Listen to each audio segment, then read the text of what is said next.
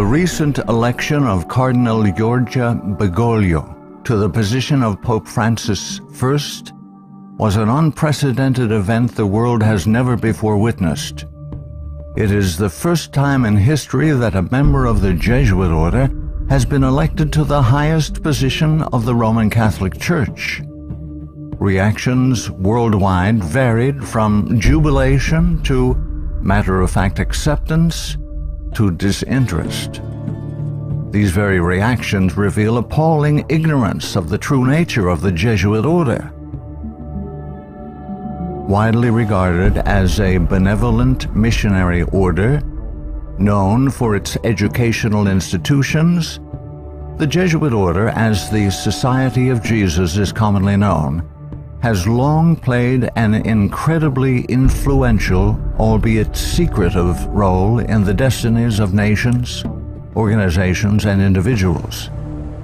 Rulers, presidents, scholars, and even Catholics themselves, who are aware of the evil perpetrated by this powerful, far-reaching order, have left on record grave warnings that all should heed. Following is a compilation of quotes from a variety of sources. Some admit that their own diabolical organizations were modeled on Jesuit principles. Others give warning. A number of those who sought to warn did so at the cost of their lives.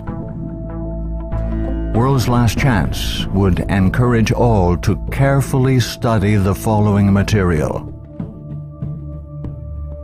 Proverbs 1:5 tells us, "A wise man will hear and will increase learning, and a man of understanding shall attain unto wise counsels." Ignatius Loyola, 1491 to 1556, founder of the Society of Jesus and its first superior general. Nor will it contribute a little to our advantage if with caution and secrecy we foment and heighten the animosities that arise among princes and great men, even to such a degree that they may weaken each other. But if there appear any likelihood of reconciliation, then as soon as possible let us endeavor to be the mediators, lest others prevent us.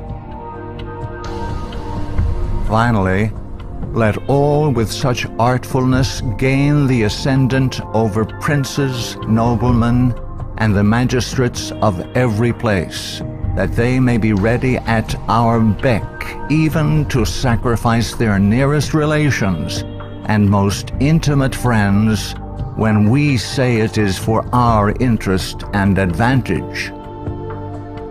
Let proper methods be used to get knowledge of the animosities that arise among great men, that we may have a finger in reconciling their differences. For by this means we shall gradually become acquainted with their friends and secret affairs, and of necessity engage one of the parties in our interests. Immediately upon the death of any person of post, let them take timely care to get some friend of our society preferred in his room. But this must be cloaked with such cunning and management as to avoid giving the least suspicion of our intending to usurp the prince's authority. Putting aside all private judgment, we should always be ready to accept this principle.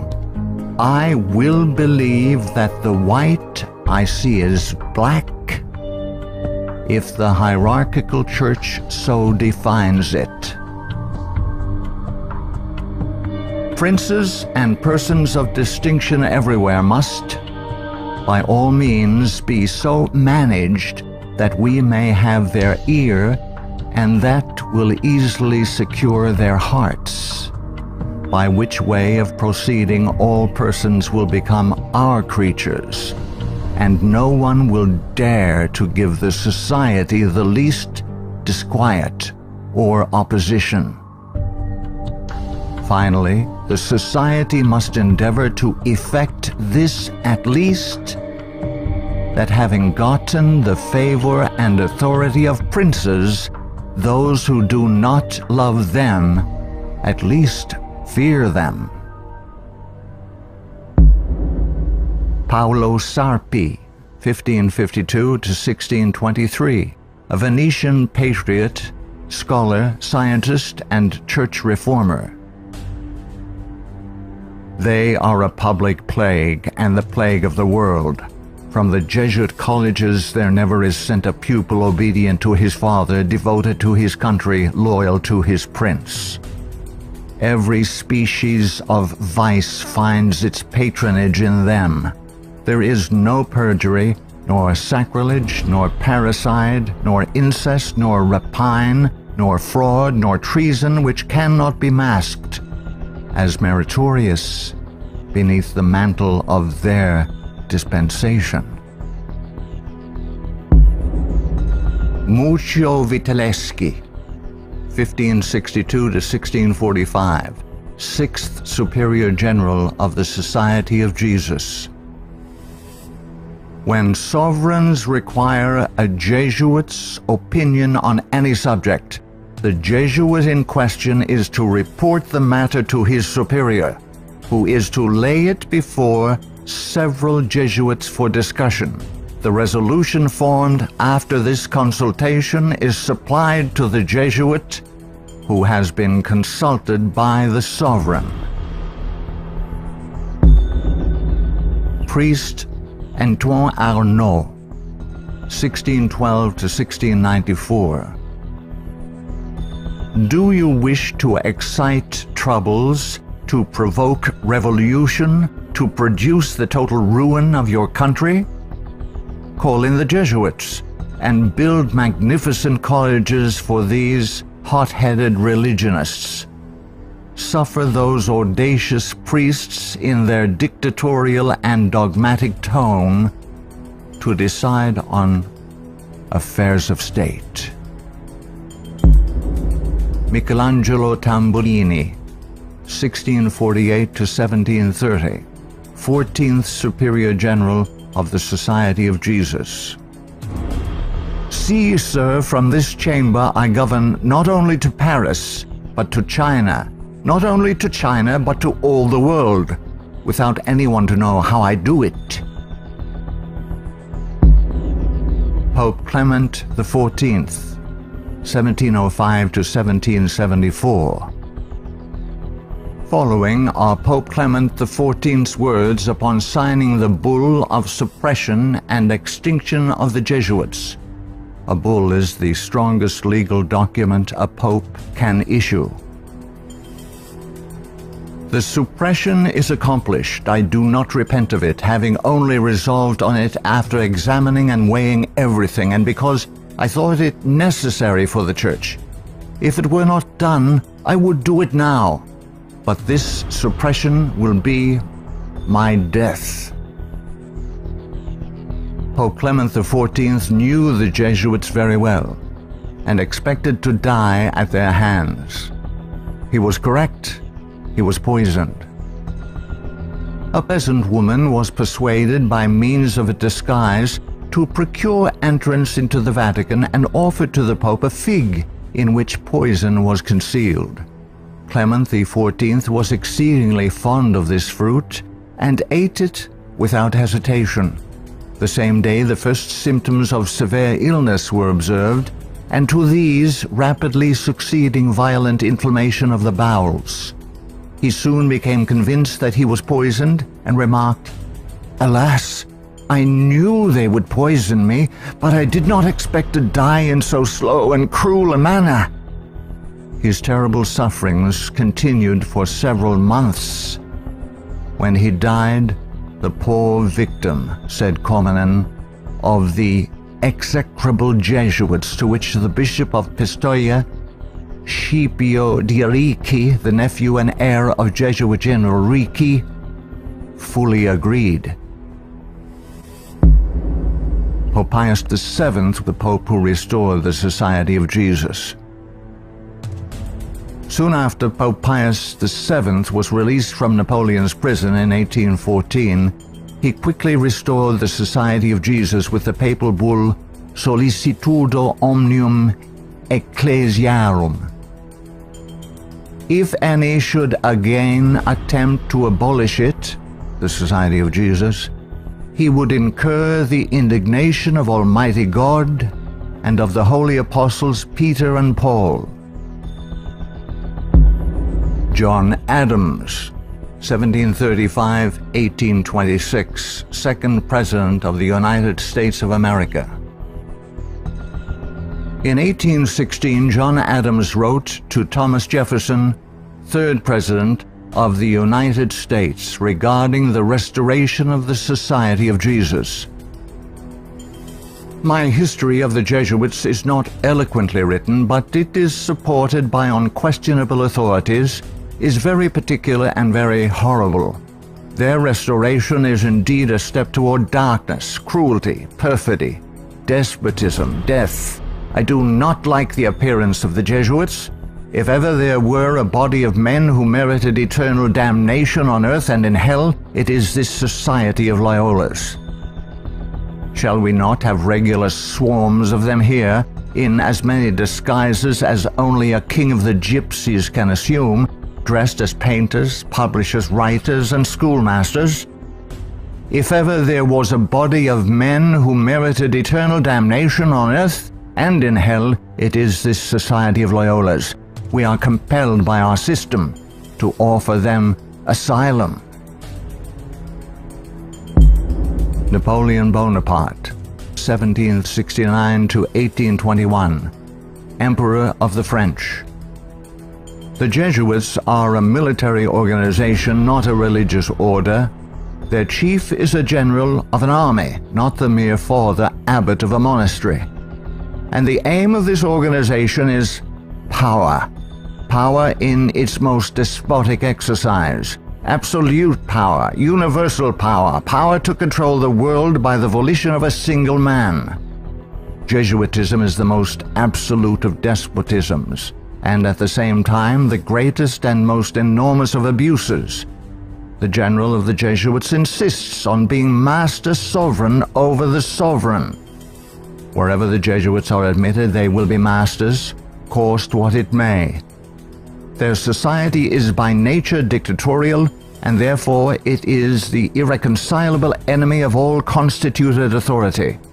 Every act, every crime, however atrocious, is a meritorious work, if committed for the interest of the Society of the Jesuits or by the order of the general. Adam Weishaupt, 1748–1830, a Jesuit German philosopher and founder of the Order of the Illuminati. The degree of power to which the representatives of the Society of Jesus had been able to attain in Bavaria was all but absolute.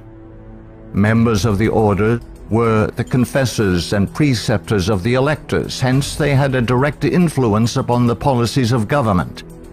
The censorship of religion had fallen into their eager hands, to the extent that some of the parishes even were compelled to recognize their authority and power.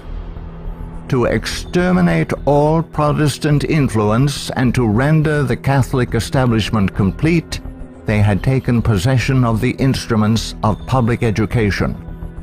It was by Jesuits that the majority of the Bavarian colleges were founded, and by them they were controlled. By them also the secondary schools of the country were conducted. The Marquis de Lafayette, 1757–1834, a French statesman and general. It is my opinion that if the liberties of this country, the United States of America, are destroyed, it will be by the subtlety of the Roman Catholic Jesuit priests, for they are the most crafty, dangerous enemies to civil and religious liberty. They have instigated most of the wars of Europe. Friedrich von Hardenberg, 1772 to 1801, German philosopher. Never before in the course of the world's history had such a society, that is, the Jesuit order, appeared. The old Roman Senate itself did not lay schemes for world domination with greater certainty of success. André-Marie Jean-Jacques Dupin, 1783 to 1865, a French statesman. The Jesuits are a naked sword whose hilt is at Rome, but its blade is everywhere, invisible until its stroke is felt. Samuel Morse, 1791 to 1872, American inventor of the telegraph. They are Jesuits. This society of men, after exerting their tyranny for upwards of 200 years, at length became so formidable to the world, threatening the entire subversion of all social order, that even the Pope, whose devoted subjects they are, and must be, by the vow of their society, was compelled to dissolve them. They had not been suppressed, however, for 50 years before the waning influence of popery and despotism required their useful labors to resist the light of democratic liberty, and the Pope, Pius VII, simultaneously with the formation of the Holy Alliance, revived the order of the Jesuits in all their aureory. From their vow of unqualified submission to the sovereign pontiff, they have been appropriately called the Pope's bodyguard. And do Americans need to be told what Jesuits are? They are a secret society, a sort of Masonic order, with super-added features of revolting odiousness, and 1,000 times more dangerous. They are not merely priests or of one religious creed. They are merchants and lawyers and editors and men of any profession having no outward badge in this country by which to be recognized.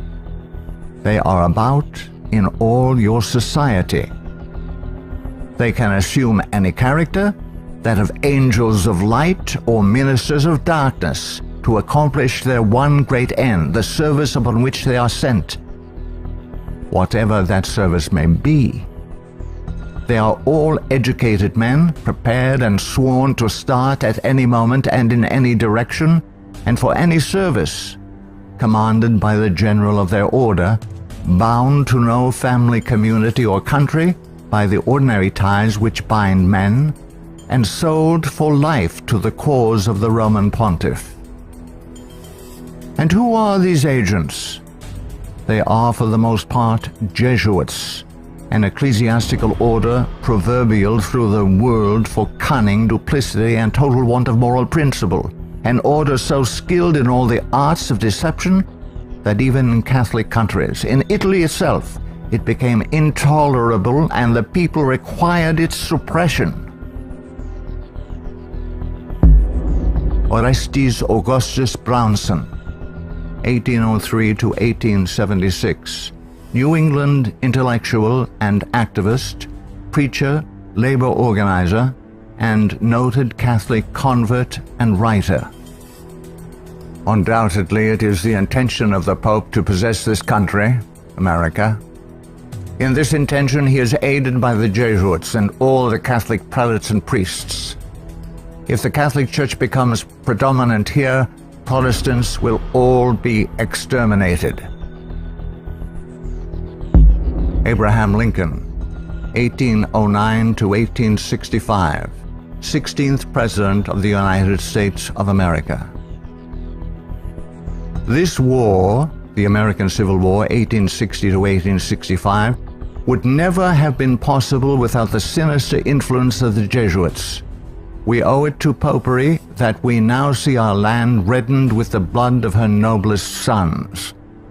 Though there were great differences of opinion between the South and North on the question of slavery, neither Jeff Davis nor any one of the leading men of the Confederacy would have dared to attack the North had they not relied on the promise of the Jesuits that under the mask of democracy, the money and the arms of the Roman Catholics, even the arms of France, were at their disposal if they would attack us. The Protestants of both the North and South would surely unite to exterminate the priests and the Jesuits if they could learn how the priests and nuns and the monks which daily land on our shores under the pretext of preaching their religion are nothing else but the emissaries of the Pope, of Napoleon III, and the other despots of Europe to undermine our institutions, alienate the hearts of our people from our Constitution and our laws, destroy our schools, and prepare a reign of anarchy here as they have done in Ireland, in Mexico, in Spain, and wherever there are any people who want to be free. I am so glad to meet you again, he said. You'll see that your friends the Jesuits have not yet killed me, but they would have surely done it when I passed through the most devoted city, Baltimore, had I not defeated their plans by passing incognito a few hours before they expected me. New projects of assassination are detected almost every day, accompanied with such savage circumstances that they bring to my memory the massacre of St. Bartholomew and the gunpowder plot. We feel, at their investigation, that they come from the same masters in the art of murder, the Jesuits. So many plots have already been made against my life that it is a real miracle that they have all failed when we consider that the great majority of them were in the hands of skillful Roman Catholic murderers evidently trained by the Jesuits. I know that Jesuits never forget nor forsake, but man must not care how and where he dies, provided he dies at the post of honor and duty. Charles Chiniquet, 1809 to 1899, Canadian ex-Catholic priest. From that the Catholic priests with the most admirable ability and success have gathered their Irish legions into the great cities of the United States, and the American people must be very blind indeed if they do not see that if they do nothing to prevent it, the day is very near when the Jesuits will rule their country, from the magnificent White House at Washington to the humblest civil and military department of this vast republic. Brigadier General Thomas M. Harris, 1817 to 1906, physician and Union General during the Civil War. The organization of the Roman Catholic hierarchy is a complete military despotism of which the Pope is the ostensible head. The Black Pope is the head of the Order of the Jesuits and is called a general. He not only has command of his own order, but directs and controls the general policy of the Roman Catholic Church. He is the power behind the throne and is the real potential head of the hierarchy. There is no independence of thought or of action in its subordinate parts, implicit and unquestioning obedience to the orders of superiors in authority is the sworn duty of the priesthood of every grade.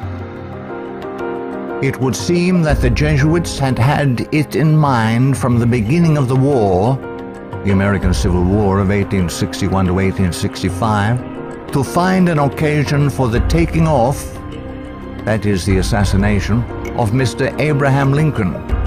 The favorite policy of the Jesuits is that of assassination.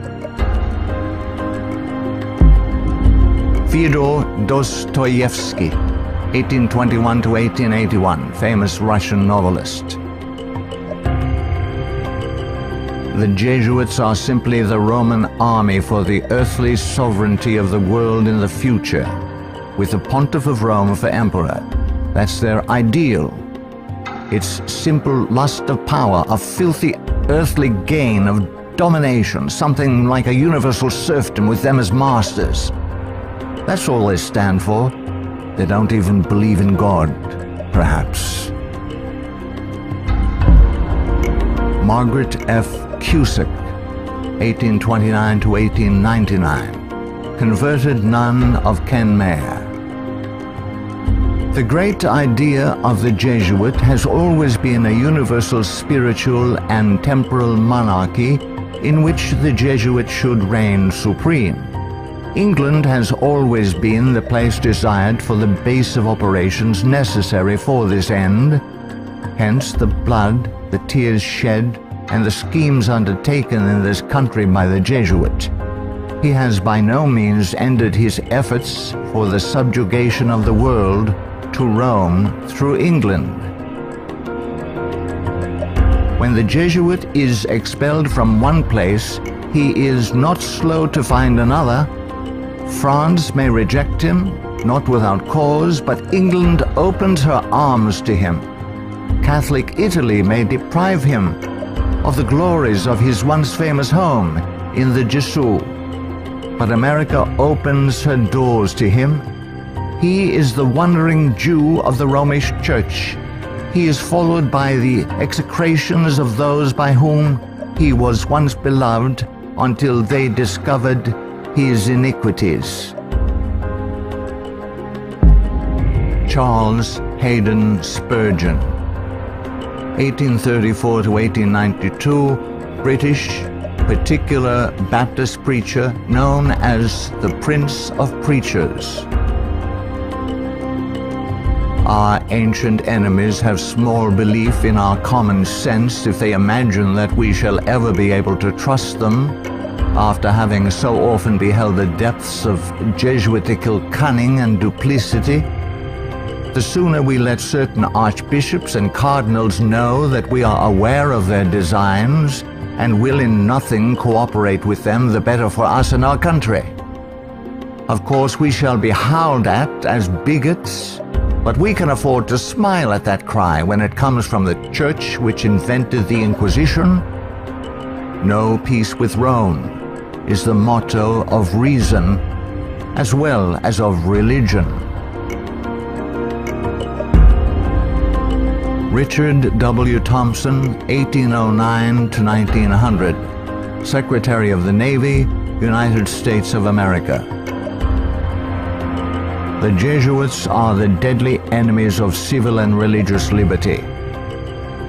The Jesuit general occupies the place of God and must be obeyed, howsoever the peace and welfare of the multitude may be imperiled or the nations be convulsed from center to circumference. The society of Jesuits must obtain the mastery, even if general anarchy shall prevail, or all the world besides be covered with the fragments of a universal wreck. The sovereigns of the Holy Alliance had massed large armies and soon entered into a pledge to devote them to the suppression of all uprisings of the people in favor of free government. And he, Pius VII, desired to devote the Jesuits, supported by his pontifical power, to the accomplishment of that end. He knew how faithfully they would apply themselves to that work, and hence he counseled them in his decree of restoration to strictly observe the useful advices and salutary counsels whereby Loyola had made absolution the cornerstone of the society. Luigi de Sanctis, 19th century ex-official censor of the Inquisition. All these things caused the Father General of the Jesuits to be feared by the Pope and sovereigns. A sovereign who is not there, the Jesuits' friend, will sooner or later experience their vengeance. At what then do the Jesuits aim? According to them, they only seek the greater glory of God.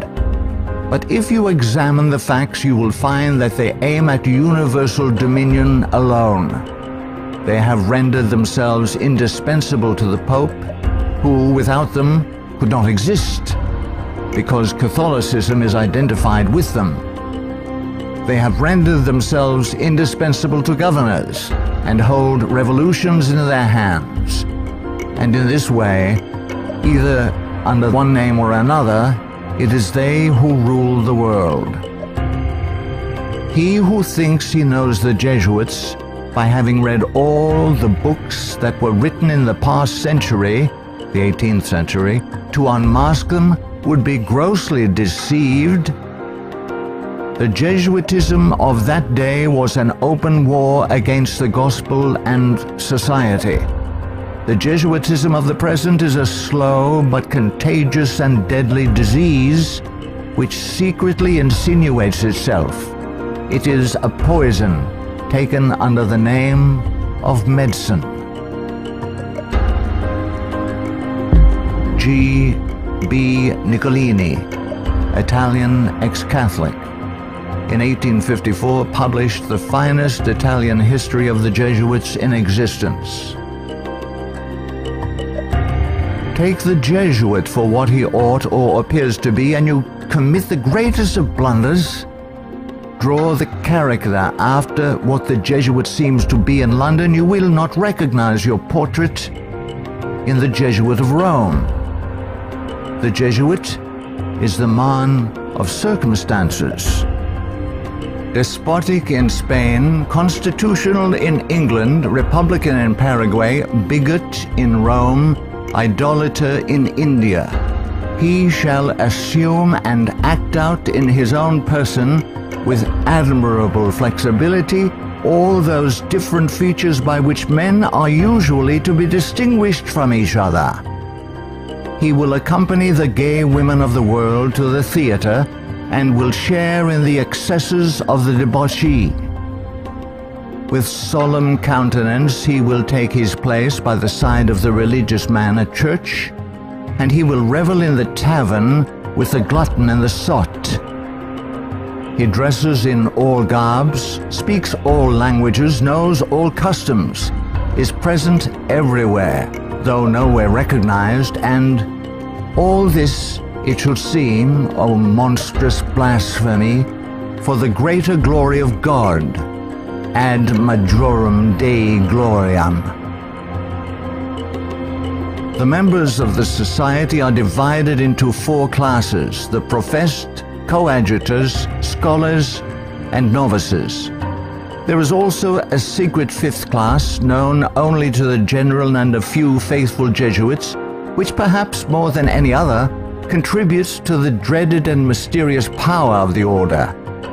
It is composed of laymen of all ranks, from the minister to the humble shoeboy. These are affiliated to the society but not bound by any vows. They are persons who will make themselves useful. They act as the spies of the order and serve, often unwittingly, as the tools and accomplices in dark and mysterious crimes. The Jesuit Father Francis Pellico candidly confesses that the many illustrious friends of the society remain occult and obliged to be silent. There is no record in history of an association whose organization has stood for 300 years unchanged and unaltered by all the assaults of men and time, and which has exercised such an immense influence over the destinies of mankind.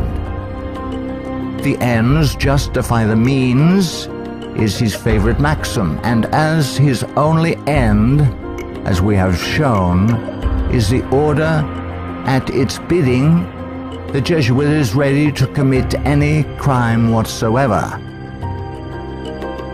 The immense wealth of the Jesuits has been bequeathed to them by wills made at the last hour. Francis Parkman, 1823 to 1893, American historian. The Jesuits, then as now, were the most forcible exponents of ultramontane principles. The Church to rule the world, the Pope to rule the Church, the Jesuits to rule the Pope. Such was and is the simple program of the Order of Jesus, and to which they have held fast except on a few rare occasions of misunderstanding with the vice-regent of Christ. Hector Macpherson, 1851 to 1924, prolific Scottish writer and journalist. So hurtful was the Jesuit order found to be that up to 1860 it was expelled no fewer than 70 times from countries which had suffered from its machinations. In spite of continental warnings, England under Queen Victoria, 1837 to 1901, who opened up communication with the Vatican in 1877 and enabled the order to carry out its Second Irish Massacre, 1845 to 1850, has become a Jesuit dumping ground.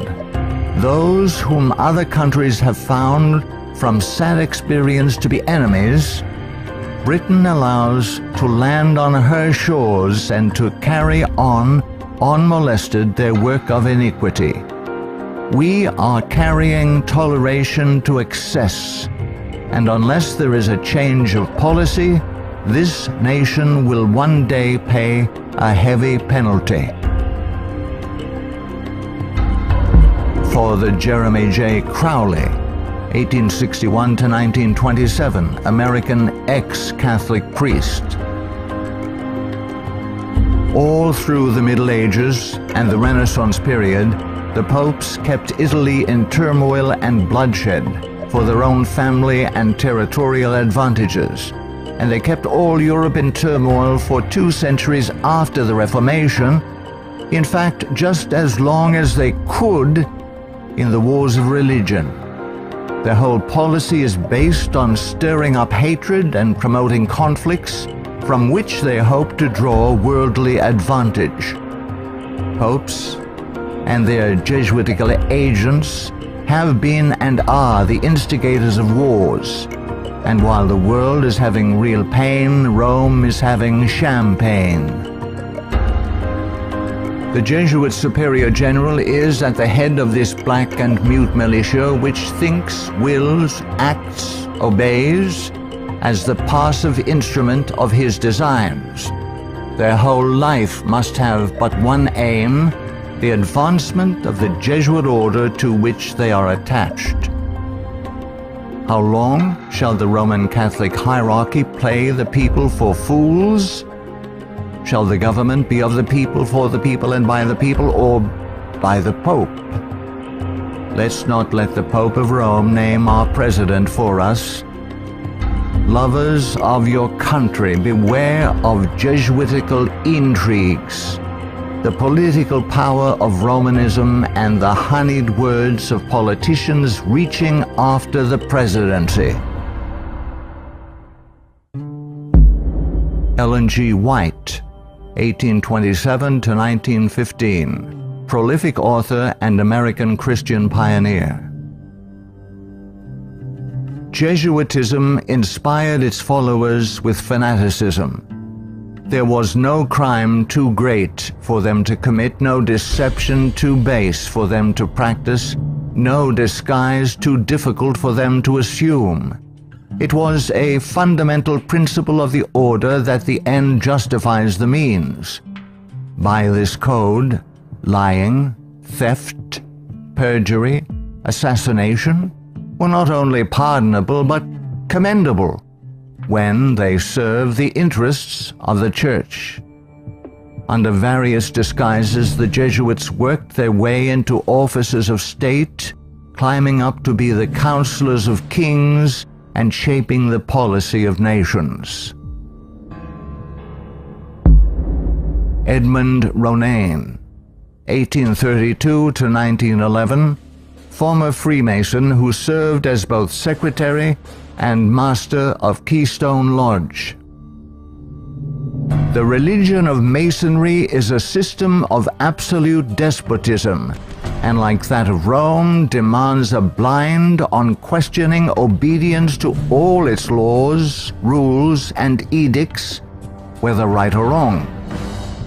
What a singular commentary on the indifference, the subserviency, or the cowardice of society, that an institution professedly organized by such cunning knaves, the Jesuits, and for such base purposes, and which has been sustained by fraud, falsehood, and deception from the commencement of its career to the present time, should be permitted today to dictate to, if not virtually to rule the nation, and to create such a dread in communities that even some of the ministers of Christian denominations, who detest its vile philosophy and who would like to see it swept from the face of the earth, are absolutely afraid to mention its name, either in the pulpit, the prayer meeting, or the Sabbath school, lest its secret vendetta vengeance might, in some concealed manner, be wreaked upon them. Adolf Hitler, 1889 to 1945, Austrian-born German politician and the leader of the Nazi Party. I have learned most of all from the Jesuit order. So far, there has been nothing more imposing on earth than the hierarchical organization of the Catholic Church. A good part of that organization I have transported direct to my own party. The Catholic Church must be held up as an example. I will tell you a secret. I am founding an order. In Himmler, I see our Ignatius de Loyola. Walter Friedrich Schellenberg, 1910 to 1952, German SS Brigadier Führer, who rose through the ranks of the SS to become the head of foreign intelligence. The SS had been organized by Himmler according to the principles of the Jesuit order. The rules of service and spiritual exercises prescribed by Ignatius de Loyola constituted a model which Himmler strove carefully to copy. Absolute obedience was the supreme rule. Every order had to be executed without comment. Avro Manhattan, 1914 to 1990, a writer and philosopher. The Jesuits are one of the largest stockholders in the American Steel Company, Republic, and National. They are also among the most important owners of the four greatest aircraft manufacturing companies in the U.S., Boeing, Lockheed, Douglas, and Curtiss-Wright. No political event or circumstance can be evaluated without the knowledge of the Vatican's part in it, and no significant world situation exists in which the Vatican does not play an important explicit or implicit role. Alberto Rivera, 1935 to 1997, ex-Jesuit. The higher I went in the Jesuit order, the more corruption I saw within the institution. I was invited to attend a secret black mass by high-ranking Jesuits, including Superior General Pedro Arupe, in a monastery in the northern part of Spain. When I knelt to kiss the ring of a high official, I saw a symbol on that ring that made my blood run cold. It was a Masonic symbol, the compass and the square. A thing I hated, and I had been told to fight against it. I found out the Jesuit general was also a Mason and a member of the Communist Party in Spain. Frederick Tupper Southey III, 1936 to 2007, American composer, musician, author, and artist. The Roman Inquisition had been administered since 1542 by the Jesuits. Edmund Paris, 1894 to 1970, author of The Secret History of the Jesuits. The public is practically unaware of the overwhelming responsibility carried by the Vatican and its Jesuits in the starting of the two world wars, a situation which may be explained in part by the gigantic finances at the disposition of the Vatican and its Jesuits, giving them power in so many spheres, especially since the last conflict. The Jesuits are a secret society, a sort of Masonic order, with super-added features of revolting odiousness and 1,000 times more dangerous. The Führer had come to power thanks to the votes of the Catholic Zentrum, Central Party overseen by Jesuit Ludwig Kass, only 5 years before, 1933. But most of the objectives cynically revealed in Mein Kampf were already realized. This book was written by the Jesuit-controlled Father Bernhard Stempfler and signed by Hitler. For it was the Society of Jesus which perfected the famous Pan-German program as laid out in this book, and the Führer endorsed it. Nino Lobello, 1922 to 1997, American author and journalist, specialized in writing about the Vatican. The Pope's confessor, an ordinary priest, must be a Jesuit. He must visit the Vatican once a week at a fixed time, and he alone may absolve the Pope of his sins. Michael Bunker, American writer, historian, theologian. There is a conspiracy against Christendom. But who are Satan's agents in this conspiracy? The agents are the Jesuits. Even though the Jesuits exude vast influence and control in the areas of theology, education, recorded history, and current media, I am still perplexed that virtually no literature exists exposing the Jesuits' influence on mainline Protestantism. In this work, the author uncovers forgotten history regarding the cooperative salvation theology of the Jesuits. From Cain to Charles G. Finney, this book proves that modern Protestantism has abandoned the doctrines of grace and embraced the satanic doctrines of cooperative salvation. Eric John Phelps, 1953, still living, author and protagonist in the truth-seeking movement in the United States. In the 20th century, the Jesuits have conducted their inquisition under the names of Nazism, fascism, communism, and now Islamic terrorism, with their inquisitors Adolf Hitler, Francisco Franco, Joseph Stalin, and now Osama bin Laden. Today, the Black Pope orders his Holy Office of the Inquisition, renamed in 1965 the Sacred Congregation for the Doctrine of the Faith, through his international intelligence community headed by papal knights, including Skull and Bonesman George W. Bush.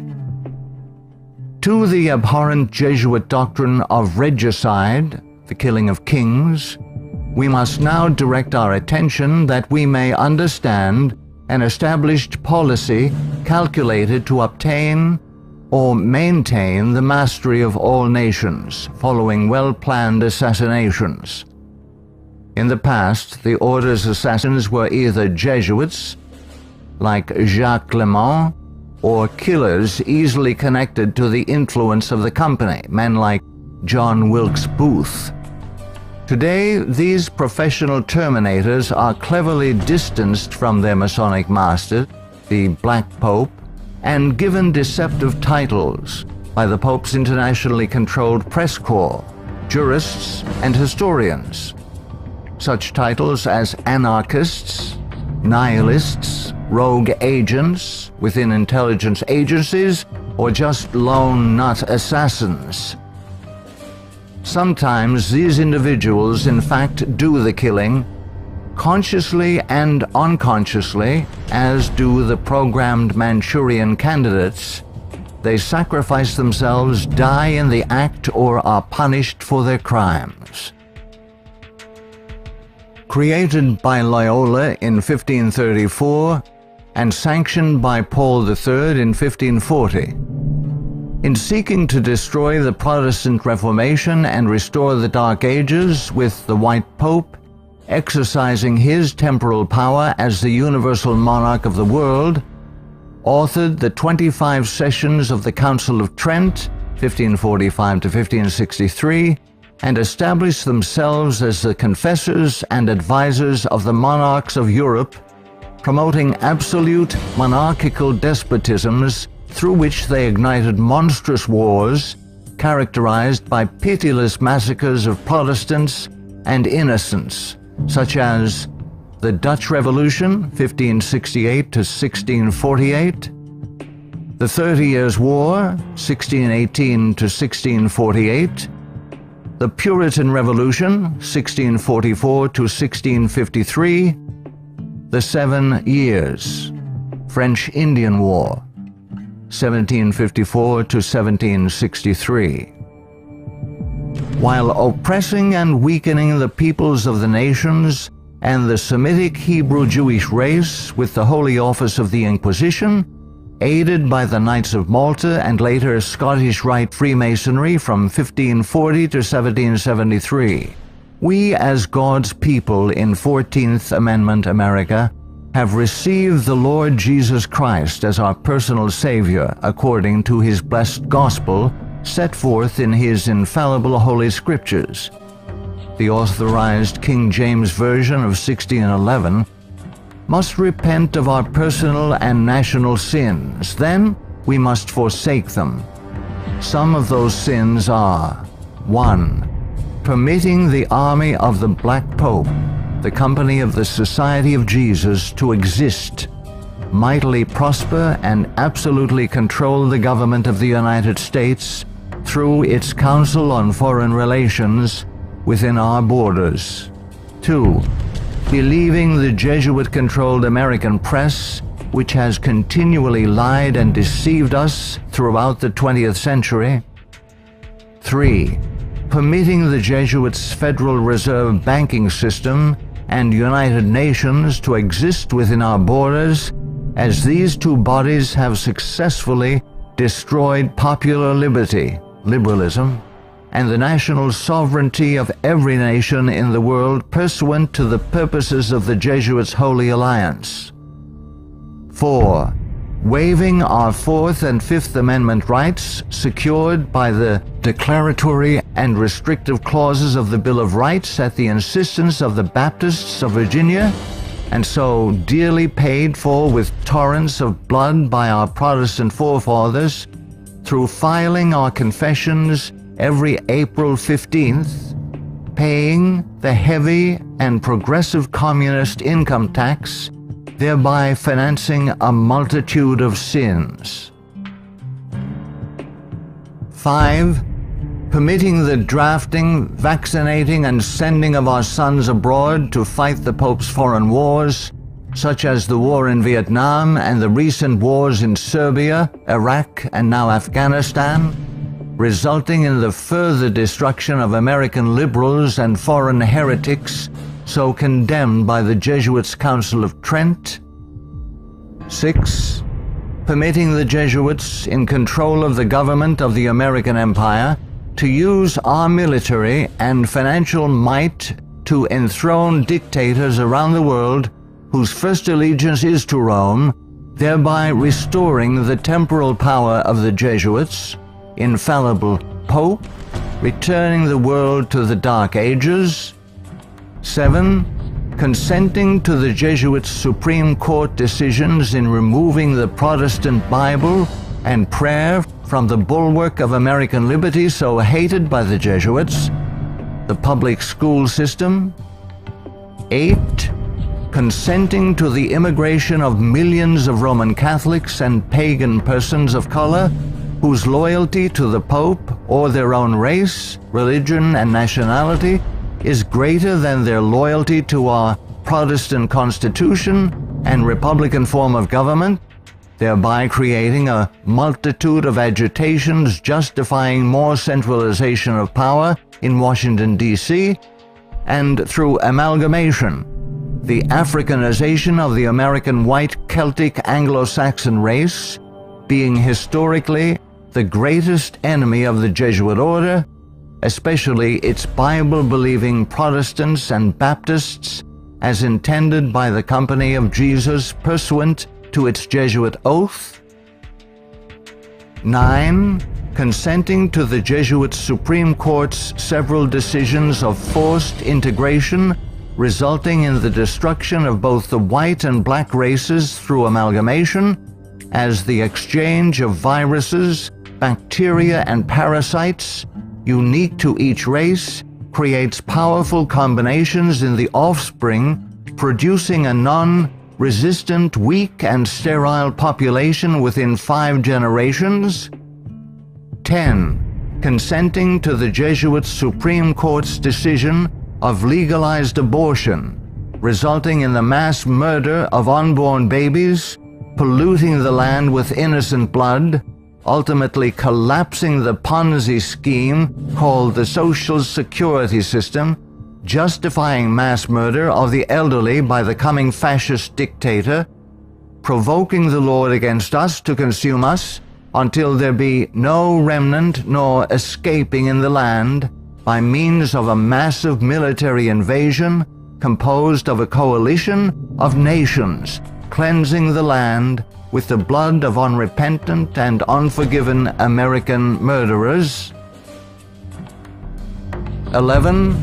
Succumbing to race hatred as a result of Jesuit-controlled Masonic agitators such as the White Knights of the Ku Klux Klan and the Black Nation of Islam, justifying the imposition of martial law when the inner-city race wars begin. 12. Sheepishly giving up our real wealth, gold and silver coins in exchange for indulgences, the Jesuits' worthless paper money called Federal Reserve notes, and thereby becoming a nation of overworked, unprincipled, money-hungry thieves. 13. Consenting to the cattle brand of the Jesuits' Social Security number as a means of identification to be used by their international intelligence community, begun by Hitler's SS at Dachau, it being the forerunner of. 14. Obeying the evil 1968 gun law of Nazi origin and thereby, upon purchasing new firearms, blindly registering our guns, our swords of just defense, enabling the coming Jesuit-controlled white fascist military dictator to ultimately take them from us, making our annihilation sure pursuant to the Council of Trent. 15. Committing a multitude of personal sins, both public and private, ensuring that our annihilation will be a righteous act in the eyes of both the risen Son of God and mortal man.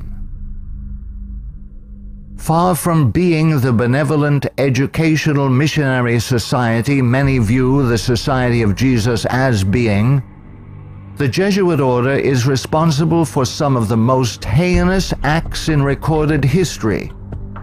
They have battled truth and righteousness, crushed religious liberty, influenced kings, and sought to mold the course of history to carry out their own agenda. Now that the visible head of the Roman Catholic Church is himself a member of this order, the power of the Jesuit order is complete. Let all who love truth, all who love freedom, take heed and beware of the danger now facing the world in the person of Pope Francis I. Error and wickedness will ever seek to use force against truth and righteousness. Now is the time to draw close to Yahuwah, setting aside the sin that doth so easily beset, and surrender all to the Creator. he will accept all who come to him in faith. A prudent man foreseeth the evil, and hideth himself, but the simple pass on, and are punished.